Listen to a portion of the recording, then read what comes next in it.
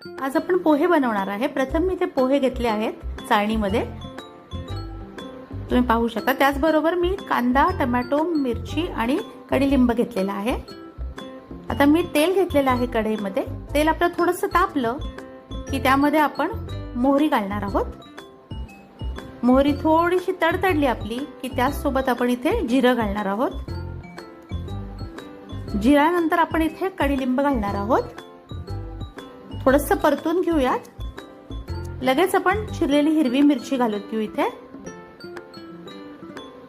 परत थोडंसं परतू आणि आता चिरलेला कांदा घालून घेऊ याच्या बरोबरच आपण। तर तुम्ही पाहू शकता मी इथे भरपूर कांदा घेतलेला आहे, तो चिरलेला आहे आणि तो मी याच्यात ऍड करत आहे। कांदा घालून आपण हे व्यवस्थित कसं परतून घ्यायचं आहे आणि आपला कांदा चांगला गुलाबी होईस्तोवर आपण वाट बघायची आहे। त्याच दरम्यान मी इथे जे पोहे आहेत ते भिजवून घेतले आहेत आणि थोडेशा हाताने आपण ते मोकळे करून घ्यायचे आहेत। या पद्धतीने इथे कांदा गुलाबी झालेला आहे, त्यात आपण चिरलेला टोमॅटो ऍड करू आणि सगळं व्यवस्थित मिक्स करून घेऊयात।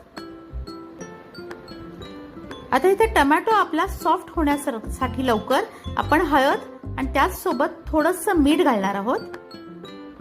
तुम्ही पाहू शकता मी इथे हळद घातलेली आहे आणि आता त्याच सोबत मी इथे मीठ ऍड करणार आहे। मीठ घातल्याने आपला टोमॅटो लवकर सॉफ्ट होतो।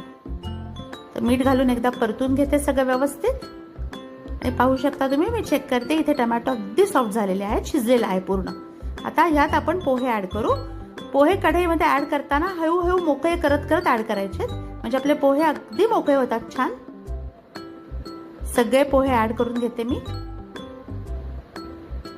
आणि सगळं व्यवस्थित आता मी परतून घेणार आहे आणि 2 मिनिटात आपले पोहे तयार होणार आहेत। एक वाफ आणायची आपण 2 मिनिटं आणि पोहे तयार आहेत आपले या पद्धतीने। चला आपण आता पोहे लवकर सर्व करूया। तर अशा नवनवीन रेसिपीसाठी माझ्या चॅनलला नक्की सबस्क्राईब करा आणि व्हिडिओला लाईक करा। धन्यवाद।